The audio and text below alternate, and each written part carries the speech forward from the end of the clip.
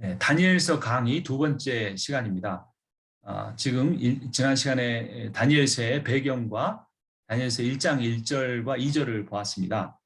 그리고 다니엘서 1장 2절 상반절의 전쟁과 전리품 이야기부터 보도록 하겠는데요. 보통은 패전국의 신상을 가져갑니다. 그런데 이 바벨론이 승리했지만 유다에는 여호와의 신상이 없었기 때문에 유대인 신상이 없어서 성전 그릇을 빼앗아 간 겁니다. 그리고 또 유다의 총명한 소년들을 데려간 겁니다. 그래서 왕실 인재로 양육하려고 하는 거죠. 그 이야기가 3절에 기록이 됩니다.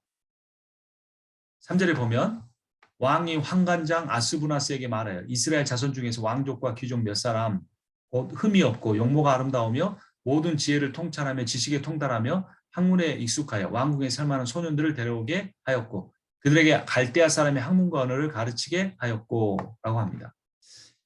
이 갈대아인과 그들의 학문이라는 말은 갈대아는 바벨론의 옛 명칭을 의미합니다. 갈대아는 유프라테스 강과 티그리스 강, 수메르 문명의 발상지를 의미합니다.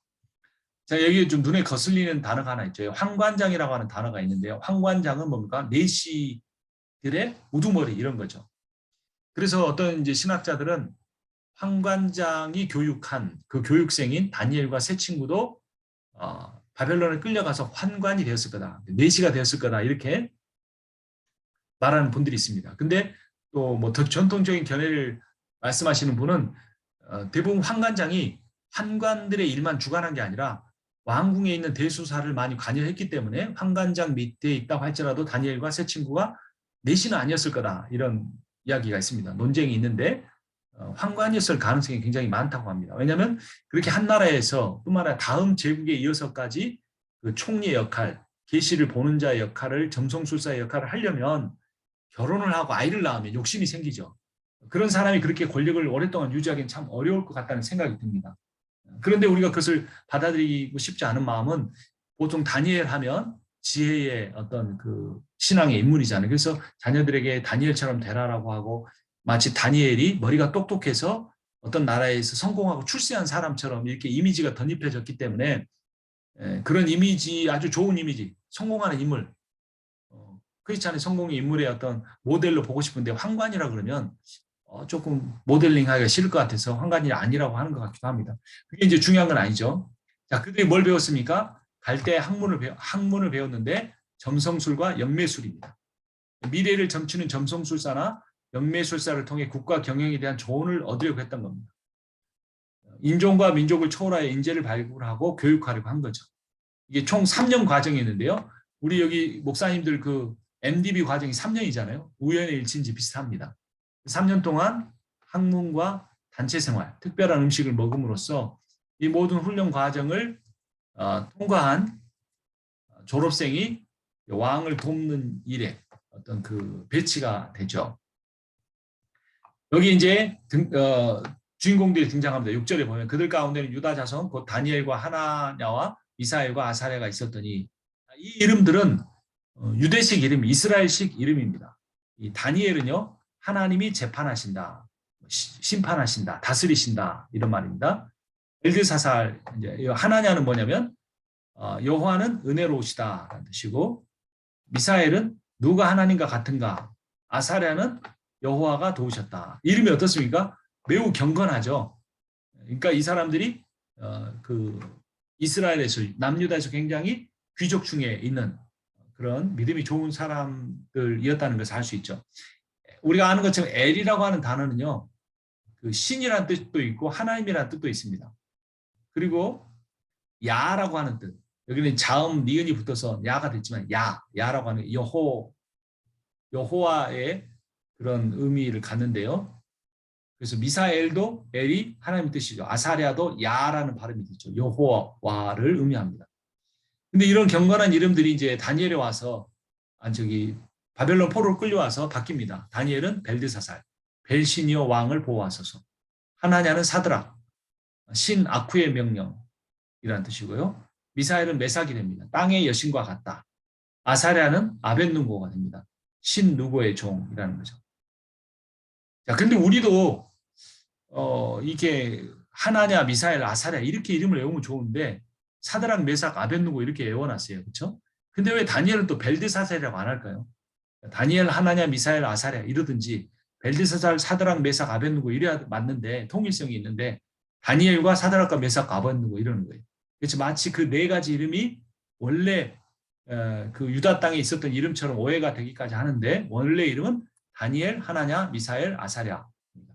이 이름을 왜 바꿨을까요? 일본 제국주의가 조선 땅에 있는 사람들의 이름을 바꿨죠. 창씨 계명이라고 합니다. 이름을 바꾸는 것은 정체성, 아이덴티티를 바꾸는 겁니다. 이름을 바꿈으로써 그들의 신앙적 정체성을 확산하려고 하는 거죠. 판관장에 대해서는 앞서서 말씀드렸고요. 이들의 삶에, 다니엘과 세 친구의 삶에 여러 가지 변화가 있었습니다. 예루살렘에서 바벨론으로 지리적 변화가 있었죠. 남성에서 환관으로 신체적 변화가, 히브리에서 수메르어로 언어적 변화가 있었습니다. 이름을 바꿈으로써 정체성의 변화가 있었고요. 왕의 진미와 술을 먹게 함으로써 문화적인 변화까지 그렇게 합니다. 지리적인 거, 신체적인 거, 언어적인 거, 정체성, 문화적 변화, 완전히 인간을 토롤리 바꾸어 버립니다. 우리 이제 이민자들도 이런 상황을 우리가 잘 이해할 수 있죠. 호주나 미국이나 지리적 변화가 있죠. 그다음에 뭐 언어적 변화가 있죠. 이름도 뭐 영어로 바꾸신 분도 있으니까 정체성 변화도 있죠. 문화적 변화가 제일 크죠. 제가 펜실베니아 해리스버그 시골에 살 때 한국 음식점이 없었어요. 2시간씩 가서 한국 음식을 먹을 수가 있었는데 먹는 게 사람을 참 정신적으로 이렇게 바꿔가죠. 이러한 변화들을 통해서 결국에 바벨론의 왕조가, 바벨론 제국이 이루려고 하는 건 뭡니까? 그 사람들을 여호와 믿는 신앙에서 바벨론 신 마르둑을 믿는, 좀 더 구체적으로는 바벨론의 그 제국의 황제인 느부갓네살을 숭배하는, 섬기는 정도가 아니라 숭배하는 사람들을 바꾸기 위한 겁니다. 그러한 여러 가지 변화가 주어지는 그 삶을 받아들이면서 그들의 정체성을 뒤흔들 수 있는 두 가지 내용에 대해서는 그들이 거부를 합니다. 하나는 먹는 거였고요. 또 하나는 그 신상에 절하는 문제였습니다. 신상에 절하는 것을 거부하는 것은 우리가 이해할 만하죠. 신사참배를 거부하는 것과 똑같은 거니까요. 그런데 이 먹는 것을 거부하는 것은 좀 이해가 잘 되지 않을 수도 있어요. 그게 그렇게 중요할까? 목숨을 잃을 수도 있었고 목숨을 잃지 않더라도 이 그 바벨론의 고위 관직에 올라가지 못할 수도 있었는데 여기 보면 8절에 왕의 음식과 그가 마시는 포도주로 자기를 더럽히지 아니하리라. 자기를 더럽힌다고 생각했을까요? 이 음식이라는 게 제사에 드려졌던 음식이기 때문에 그렇게 할 수 있다고 생각할 수도 있고요. 한번 자세히 보죠. 여기 1번에 1-1번을 보면 8절을 보니까 먹으면 사람을 더럽게 한다고 생각했던 것 같습니다. 또 그런데 이제 반대로는 어떻게 합니까? 그걸 먹지 않으면 초치하게 될 수 있는 거죠. 음식을 제대로 먹지 않으면. 그래서 다른 훈련생들보다 더 앞서지 못하게 될 수도 있는 겁니다. 그럼에도 불구하고 왜 다니엘과 그 세 친구는 뜻을 정하였고 왕의 음식을 먹지 않았을까요? 레위기 11장의 근거에서 보면 먹으면 안 되는 부정한 음식이 있을 수 있다고 보는 학자들이 있습니다. 그러니까 여러분 장어구이 성도분들이 대접하면 드시겠습니까? 안 드시겠습니까? 아이고 좋은 음식이다 보양식이라고 먹겠죠. 근데 레위기 11장에 하면 먹으면 됩니까? 안 됩니까? 안 되죠. 왜 그렇습니까? 그거는 비늘이 없잖아요. 그러니까 먹으면 안 되는 거죠. 문어도 먹으면 안 됩니다. 그거는 지느러미도 없으니까 절대 먹으면 안 되죠. 근데 문어 잘 드시잖아요. 그러니까 아마도 그 왕의 진미 속에 이러한 레위기 11장에서 거부된 음식이 있었을 것이다. 뭐 수천 년이 지난 베드로 시대에 베드로도 이런 걸 안 먹겠다고 했으니까. 또는 이게 우상에게 바쳐진 고기였을 수도 있다. 고대 근동의 대부분의 고기는 흔하지 않았습니다. 그래서 먼저 신에게 바쳐진 다음에 왔다고 고린도서에 보면 사도 바울도 이야기하고 있죠. 혹은 코쇼 음식이 아닐 수도 있다. 코쇼 음식은 그 소는 먹을 수 있는 정결한 음식이지만 그 소를 도둑하는 방법이 문제인 거죠. 그래서 이 소를 완전히 숨통을 끊기 전에 뒷다리를 잡아서 매달아 놓고 동맥을 끊으면 밑으로 피가 다 쏟아지죠. 피는 빼는 게 그것이 음식인데 신경기 네. 그 음성 그 소거해 주시기 바랍니다. 뮤트로 해주십시오. 신명기 12장에 보면요. 23절에 다만 크게 삼가서 그 피는 먹지 말라. 피는 그 생명이지 내가 그 생명 고기 함께 먹지 못하리니 라고 합니다. 고린도전 10장에 보면 누가 너에게 이것이 재물이라 말하거든 알게 한 자와 그 양심을 위하여 먹지 말라. 내가 말한 양심은 너의 것이 아닌 남의 것이니 어찌하여 내 자유가 남의 양심으로 말면 판단을 받으리요. 만일 내가 감사함으로 참여하는 어찌하여 내가 감사하는 것에 대하 비방을 받으리요. 라고 합니다. 자, 이 내용은 뭐냐면 사도 바울은 믿음이 큰 자의 그룹에 속했습니다. 그러니까 우상에 바쳐진 재물도 하나님의 창조물이니까 먹어도 괜찮아요. 하지만 내 양심이 아닌 다른 양심을 위해서 먹지 않아야 한다고 말하는데 그 사람 믿음이 약해서 우상에게 바쳐진 재물을 사도 바울이 먹는 걸 보면 시험에 들 수 있기 때문에 사도 바울이 평생 고기를 먹지 않겠다고 말했던 겁니다. 그래서 결론은 뭐냐? 31절에 그런즉 너희가 먹든지 마시든지 무엇을 하든지 다 하나님의 영광을 위하여 살아. 이건 바꾸고 덕을 세우기 위해서 하라라고 명령을 했습니다. 그래서 여러 가지 이유를 우리가 추측해 볼 수 있지만 결론적으로 이 다니엘도 그 음식을 먹지 않은 이유는 뭐였다고 볼 수 있습니까? 하나님의 영광을 위해서 한 겁니다. 그러니까 상식적으로 생각하면 생리적으로 생각하면 고기를 먹고 많은 음식을 잘 먹은 사람이 건강하고 지혜롭게 될 수 있는데 신앙의 이유로 이것을 먹지 않겠다고 하고 채소와 물만 먹었음에도 불구하고 다른 훈련생들보다 훨씬 더 건강하고 지혜롭게 되면 아, 저 믿는 하나님이 참 신이구나. 우리의 신 마르둑이 유다의 신 여호와를 패배시키고 그 나라를 멸망시키고 그 성전 기구를 가져왔음에도 불구하고 다니엘이 믿는 그 여호와가 참 신이구나라는 사실을 보여주기 원했던 겁니다. 그래서 율법적으로 레위기 11장이나 또 다른 어떤 다른 이유 때문이 아니고 신명기 12장의 이유가 아니고 하나님을 믿는 사람으로서의 능력, 하나님의 능력 그런 것들을 보여주기를 원했다는 겁니다. 그래서 다니엘이 그것을 먹지 않은 이유를 뭐라고 했습니까? 뜻을 정하였다라고 합니다. 뜻을. 근데 이 뜻이라는 단어는 히브리어 리브인데 이는 마음이라고 하는 게 더 가깝습니다. 이 마음이라고 하는 이 리브라는 단어는 헬라어로는 소마와 좀 가까운데요. 이 소마라는 단어가 로마서 12장 1절에 사용이 됐습니다. 그래서 그러므로 너희는 너희 몸을 거룩한 산 제물로 여호와께 바치라라고 했죠. 그때 몸이라는 단어가 소마라는 단어인데요. 사륵스라고 하는 단어는 육체, 육신이라는 그런 의미를 갖습니다. 몸뚱아리. 그게 아니고 소마가 사용이 됐습니다. 그것은 지정의를 포함한 인격을 드렸다는 거죠. 그래서 이 다니엘이 음식을 먹지 않은 것이 몸을 위한 것이 아니고 그의 지정의, 그의 삶, 그의 신앙, 그의 전 존재, 인격을 통해 그 삶을 통해 하나님 앞에 하나님이 온 우주의 왕이시고 유일한 신이시라는 것을 드러내기 원했던 거예요. 하나님을 부끄러워하지 않은 거죠. 마르둑의 그 신전 보물창고에 갇혀있는 그런 하나님이 아니시라는 거죠. 자, 왜 음식이 신앙 결단과 연결이 되는가? 왕의 진미는 바벨론의 부귀, 영화를 의미합니다. 왕의 진미를 먹는 자리는 바벨론 종교 의식 중에 하나였기도 하고 그 음식을 먹는 것은 바벨론의 수많은 신들과 연합하는 자리이기도 했습니다. 왕의 진미를 거부함으로써 바벨론 왕을 숭배하는 자로 살지 않고 하나님을 예배하는 이로 살 것임을 보여줍니다. 왕의 진미를 먹지 않고도 더 아름답고 건강해지고 지혜로울 수 있음을 보여줌으로써 그것을 증명하기를 원했던 거죠.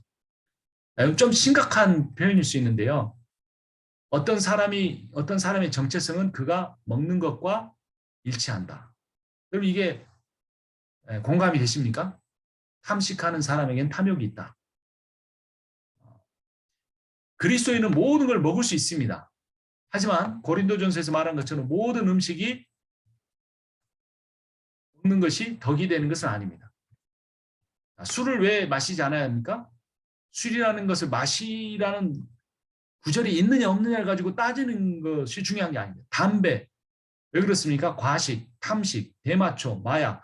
대마초가 지금 캘리포니아에서 합법화가 돼서 길가에서 대마초 냄새 나는 곳이 많아요. 그래서 지금 다운타운에 건물을 렌트하기 힘든데 그 이유가 뭔지 아십니까? 대마초 재배하는 사람들이 싹쓸이 해가지고 거기서 재배하고 있어요. 근데 지금 바이든이 미국 50개 주에서 다 대마초를 합법화하려고 합니다. 기도의 제목입니다. 이 대마초가 먹으면 되느냐 안 되느냐, 피우면 되느냐 안 되느냐, 이런 어떤 율법적인 차원에서가 아니라 내가 먹는 것이 그 사람의 정체성을 결정할 수 있다는 겁니다. 자, 우리는 그러면 술, 담배 이런 거 다 안 하잖아요. 대마초 안 해, 마약 안 하잖아요. 우리는 괜찮은가? 아니라는 겁니다. 초화 음식. 뭐 이건 그냥 제가 적어본 건데요. 백송로 버섯 요리가 1억 8천만 원이랍니다. 1인분에. 사실인지 아닌지도 모르지만 인터넷에서 제가 정확한 정보를 한번 찾아봤습니다. 이렇게 비싸지는 않지만 그리스도인이 자신이 많은 돈을 번다고 해서 비싼 음식을 먹는 것은 과연 그것이 합당한 일인가 우리가 생각해 봐야 합니다. 이거보다 더 중요한 것은 내가 누구와 함께 먹고 누구와 함께 살 것인가. 내가 함께 먹는 그분이 그 존재가 나와 함께 사는 존재라는 겁니다. 시편 23편에 보면 주께서 내 원수의 목전에서 내게 상을 차려주시고 기름을 내 머리에 부으셨으니 내 잔이 넘치나이다. 자, 하나님이 어떤 분이세요? 주방장이에요, 주방장. 하나님이 다윗한테 밥상을 차려주셨다고. 근데 다윗이 그때 무슨 어떤 상황입니까? 지금 내 원수의 목전이라 그랬잖아요. 원수에게 쫓겨다니는 상황이에요. 그 상황에서 지금 밥상 차려주셔야 돼요, 하나님이. 이게 뭐냐면 함께 먹는 존재가 내가 함께 사는 존재라는 의미예요. 다윗이 원수하고 쫓겨다녔지만 원수와 같이 사는 게 아니라 원수에 의해서 그의 인생이 좌우되는 게 아니라 원수에 의해서 그의 기분과 그의 어떤 디프레션과 모든 게 결정되는 게 아니라 그에게 밥상을 차려준 분은 여호와이기 때문에 여호와 함께 먹고 살았다라는 거예요. 그것이 소박한 밥상이든. 그래서 내 평생에 선하심과 인자하심이 반드시 나를 따르리니 내가 여호와의 집에 영원히 살 것이다. 삶과 먹는 것이 연결된다는 거예요. 근데 이게 신약에서 시편 23편의 이 이야기가 신약에서 요한계시록 3장 20절에서 바로 연결이 됩니다. 볼지어다 내가 문 밖에 서서 두드리노니 누구든지 내 음성을 듣고 문을 열면 내가 그에게로 들어가 그에 더불어 먹고 그는 나와 더불어 먹으리라. 그러니까 예수님과 함께 생활한다는 게 먹고 마시는 거예요. 그러니까 우리가 밥 먹을 때 식사 기도하는 게 이게 굉장히 중요한 겁니다. 형식적인 기도가 아니라 이 음식을 주신 분, 이 물리적인 음식을 줘 내 육체적인 생명을 연장시켜 주시는 분 뿐만 아니라 자신의 살을 찢어주시고 자신의 피를 흘려주셔서 먹고 마시게 함으로 나와 한 몸이 되게 하신 분, 내 인생의 머리가 되시고 나를 그분의 머리로 만들어주신 그분을 내가 교제하는 그 이미지가 연결이 되는 겁니다. 그래서 이렇게 시편 23편과 요한계시록 3장과 연결시켜서 볼 때 다니엘서 1장에서 다니엘이 마음을 정하고 목숨을 걸고 왕의 진미를 먹지 않은 것이 얼마나 신학적인 중요한 의미를 갖는지를 알 수가 있는 거예요. 그래서 우리가 먹는 걸 조심해야 돼요. 그냥 우리가 뭐 당뇨가 있으니까 단 걸 안 먹는 것도 필요합니다. 상식적으로. 저도 콜레스테롤이 있기 때문에 쌀밥을 안 먹는 게 필요합니다. 근데 크리스찬이 그 정도 수준에서 머물러서는 안 된다는 거예요. 내 몸이 성전이므로 내가 소박하지만 깨끗한 것, 좋은 걸 먹고 그걸 먹고 마실 때마다 그것을 창조하신 하나님과 영적인 교제까지 함께 하고 있다는. 그리고 혼자만이 아니라 이런 밥상 공동체가 이런 신학적 의미를 갖고 있는 밥상 공동체가 교회 안에서 이루어질 때 교회는 항상 어떤 곳이었습니까? 먹고 마시는 곳이에요. 코로나 때문에 힘들어졌지만 사도행전 2장에 보면 교회가 기하급수적으로 사도 베드로의 그 선포를 통해 3,000명 이렇게 계속 늘어날 때 그들이 소그룹을 통해서 먹고 마셨어요. 제가 한두 가정과 2년 동안 아파트에서 예배를 드렸습니다. 이제 드디어 11월 달부터 예배 장소로 나가는데 2년 동안 한 거는 같이 2주 빠지고 코로나 내내 같이 예배 드린 거하고 같이 밥 먹은 거밖에 없어요. 근데 밥을 계속 먹었더니 얼마나 친해진지 모르겠어요. 정성을 들여서 만든 밥상을 먹어서 아마 어머니에게도 같이 요즘에는 같이 가족들이 같이 식사 못 하잖아요. 근데 식사를 했어요. 기도하고 예배하고. 자, 그래서 그러한 이제 상황 속에서 하나님이 개입해 주십니다. 9절에 하나님이 다니엘로 하여금 환관장의 은혜와 긍휼을 죄송합니다. 제가 어떤 분 어드밋 하는 중에 이게 잘못 눌러졌네요.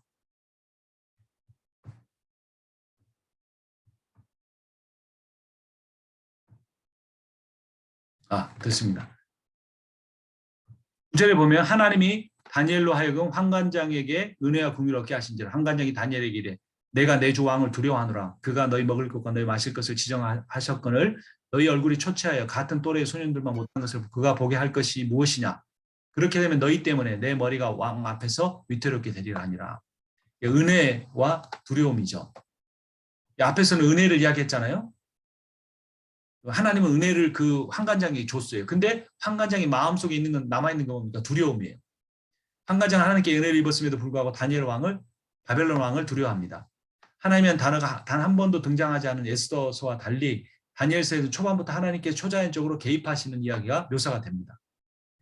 그러니까 하나님은 때로는 이 에스더서에서는 은밀하게 역사하십니다. 근데 때로는 이 다니엘서 같은 곳에서는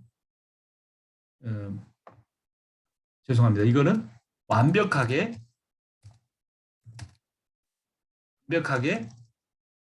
느껴집니다.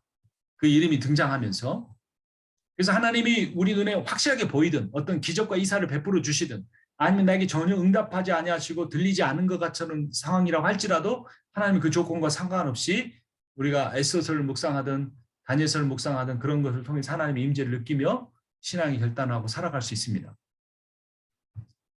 이 환관장이 걱정한 초췌함이란 조합힘이란 단어는 육체적 정신적으로 유약해진 상태를 의미합니다. 그러니까 육체가 정신을 지배한다고 생각한 거죠.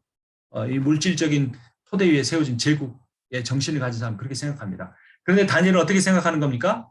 정신이 육체를 지배한다. 신앙이 믿음이 우리의 몸의 건강도 지배할 수 있다고 생각하죠. 완전히 안 먹으면 미신적인 거겠지만 채소와 물을 먹음으로써 건강을 유지할 수 있다고 생각을 한 겁니다. 이 환관장처럼 하나님의 은혜를 고백하고 누리면서도 세상을 두려워한다면 그 이유는 뭘까요? 그거는 이 세상 생명을 잃을까 두려워함이죠. 그 이유는 영생에 대한 확신이 없거나 부족하기 때문입니다. 또 이 세상의 직위나 부귀영화를 잃을까 두려워함입니다. 이 환관장의 생각이 바로 그것입니다. 하지만 다니엘은 그런 세상에 대한 두려움이 없었습니다. 사실 우리가 코로나를 지나면서 갖는 두려움이란 결국 뭘까요? 그게 정말 하나님 나라가 망할 것 같은 것에 대한 두려움일까요? 아니면 정말 주의 복음이 완전히 이 땅에 사라져버릴 것 같아서 하는 두려움일까요? 아니면 우리 눈에 보이는 가시적인 뭔가가 종교적인 업적이 내 어떤 그 물질적인 토대가 약해질까 봐 두려워하는 것은 아닌지 우리는 생각해 봐야 합니다. 마태복음 10장은 그러한 마음에 대해서 경고합니다. 28절부터 보면 몸은 죽여도 영혼은 능히 죽이지 못하는 자를 두려워하지 말라. 오직 몸과 영혼을 능히 지옥에 멸하실 수 있는 일을 두려워하라. 하나님을 두려워하면 세상이 두렵지 않습니다. 하나님을 두려워하면 코로나의 상황도 두려워하지 않을 수 있습니다. 29절에 참새 2마리가 하나 썰에는 팔리지 않느냐. 그러나 너희 아버지께서 허락하지 아니하시면 그 하나도 땅에 떨어지지 아니하리라. 너희에게는 머리털까지 다 세신 바 되었나니 두려워하지 말라. 너희는 많은 참새보다 귀하니라. 자, 하나님을 경외하는 이야기로 이 하나님을 경외하는 이야기로 시작을 했잖아요. 근데 뭘로 끝납니까? 너희가 참새보다 귀하다는 이야기로 끝이 납니다. 그러니까 결국 하나님을 경외하는 사람은 자기의 존귀함을 깨닫습니다. 근데 하나님을 두려워하지 않고 세상을 두려워하는 사람은 근본적으로 자기 자신에 대한 자존감이 약해요. 자기 자신의 자존감이 약하면 뭐를 통해서 자기 자존감을 복음이 아닌 뭘 통해서 하나님 인정이 아닌 뭘 통해서 얻으려고 합니까? 사역의 결과물을 통해 얻으려고 하는 거예요. 그러니까 두렵습니다. 숫자가 두렵고 재정의 그 넘버가 두렵고 모이는 사람의 숫자가 두려운 거예요. 왜냐하면 믿는 사람들의 공동체도 항상 그 숫자를 통해 사역을 평가하는 것이 일반화됐기 때문에 그렇다고 해서 제가 숫자가 의미 없다는 건 아닙니다. 숫자도 의미가 있는데 중요한 포인트는 뭐냐면 그 숫자에 대한 두려움이 하나님에 대한 두려움보다 더 커질 때 내 자존감은 계속해서 사상 누각으로 흔들린다는 겁니다. 그러나 숫자도 중요하고 그것을 위해서 우리가 성실하게 노력하지만 그 숫자를 주관하신 분도 하나님이시고 그 숫자가 적어지는 때도 하나님이 살아계신다는 걸 믿으면 우리는 어떻게 할 수 있습니까? 세상을 두려워하지 않고 하나님을 두려워하게 되고 숫자가 클 때도 적을 때도 우리는 하나님 앞에 쓰임받는 존귀한 존재라는 믿음을 우리가 잃어버리지 않을 수가 있는 겁니다. 그러니까 이 두려워하지 말라라는 이 말을 하면서 무슨 이야기를 하는 거? 세상을 두려워하지 말라 하면서 무슨 이야기 합니까? 너희는 귀하다. 세상에 대한 두려움은 너희 자신을 귀하게 여기지 않기 때문이다. 너희 자신을 귀하게 여기지 않는 것은 너희가 복음의 토대에 서 있지 않기 때문이다. 예수의 십자가의 복음에 서 있지 못하기 때문이다라고 말을 하는 겁니다. 그래서 이제 환관장이 다니엘과 하나냐와 미사엘과 아사랴. 자, 이게 맞는 말이야. 아까 그랬죠? 다니엘과 사드락, 메삭, 아벳느고 이렇게 하면 안 맞는 거예요. 다니엘과 하나냐, 미사엘, 아사랴 이래야 다 히브리식 이름으로 다 통일이 된 거예요. 자, 감독한 자에게 다니엘이 말합니다. 청하오니 두려워하니까 당신의 종들이 열흘 동안 시험하여 채식을 줘 먹게 하고 물을 줘 마시게 한 후에 당신 앞에서 우리의 얼굴과 왕의 음식을 먹는 소인의 얼굴을 비교하여 보아서 당신이 보는 대로 종들에게 행하소서 하네. 자, 여기에 굉장히 다니엘이 지혜가 있습니다. 그건 뭐냐면 믿음만 하는 게 아니야. 무조건 믿습니다 한 게 아니에요. 그 믿습니다 하는 거에 합리성이 들어가 있는 거예요. 그래서 믿음이란 합리성의 지배를 받지도 않지만 합리성을 부정하지도 않습니다. 이게 굉장히 애매한 말 같지만 인정하는 것과 지배받는 건 달라요. 그렇죠? 세상의 힘을 우리가 인정해야 돼요. 부정하면 안 돼요. 그렇지만 그 세상의 힘에 지배받으면 안 돼요. 돈의 힘과 유용성을 우리가 부정하면 안 되고 인정해야 돼요. 하지만 그 돈의 힘에 지배를 받는 것과는 달라요. 돈의 종이 되면 예수님이 말씀하신 대로 만몬과 예수를 같이 섬길 수가 없게 되는 거예요. 인정을 하되 지배는 그 물질과 건강을 지배하시는 하나님께 받아야죠. 그래서 합리성은 하나님의 창조 질서입니다. 하나님과 합리성이 이렇게 동떨어진 게 아니에요. 창조 질서가 다 합리성이 다 창조 질서에서 나온 겁니다. 그래서 하나님은 합리성을 주관하시면서 또한 합리성을 초월하신 분이에요. 왜 그렇죠? 합리적인 세상은 하나님의 피조물에 불과해요. 그러니까 세상 창조는 하나님이 합리적으로 하셨지만 하나님은 그게 얽매이는 분은 아니라는 거예요. 그렇기 때문에 우리는 이 합리적인 우주, 과학 법칙의 지배를 받는 우주를 인정하고 받아들이면서 또 그것을 창조하시고 초월하신 하나님을 받아들이는 것이 이게 신앙이라는 겁니다. 그래서 다니엘과 세 친구는 금식이 아닌 채식이라는 합리적인 제안을 제시합니다. 그리고 왕의 진미를 먹어야 하는 명령에 불복종합니다. 불복종할 수 있는 합리적인 근거를 제시한 거예요. 그러나 정말 이 다니엘이 원하는 거 뭐예요? 채식이 육식보다 좋다? 요즘도 그런 말 하는 사람 있잖아요. 베지테리언. 그게 아니라는 겁니다. 그 합리성은 자신의 신앙을 통해 여호와가 살아계신다는 걸 증명하기 위한 최소한의 도구일 뿐인 거예요. 왕에게 영적으로 불복종하게 최소한의 합리성을 인정한 겁니다. 자, 그리스도인은 세상 사람들과 구별되어야 해요. 신앙적으로. 하지만 그 구별이 너무나 비합리적이거나 방식적 집단이 돼서는 안 되는 거죠. 중요한 것은 음식보다 채식이 낫다는 걸까요? 과식보다 절식이 낫다? 뭐 이런 걸까요? 뭐 이런 교훈도 얻을 수 있겠습니까? 큐티를 한다면. 그래서 큐티가 조금 위험한 건데요. 열흘 동안 시험했는데 짧은 기간 시험해 봅니다. 그런데 이 10은 완전수를 성경에서 의미하기도 합니다. 그래서 그 일반적인 상식을 뛰어넘는 상황을 통해 이 다니엘이 믿는 하나님에 대한 관심을 이 바벨론 제국의 왕조와 그 왕조에서 굉장히 권력의 핵심부에 있는 환관장이 깨닫도록 하는, 더 나아가서는 이 느부갓네살까지도 보게 하는 어떤 그들의 신앙의 표현의 출발점이 됩니다.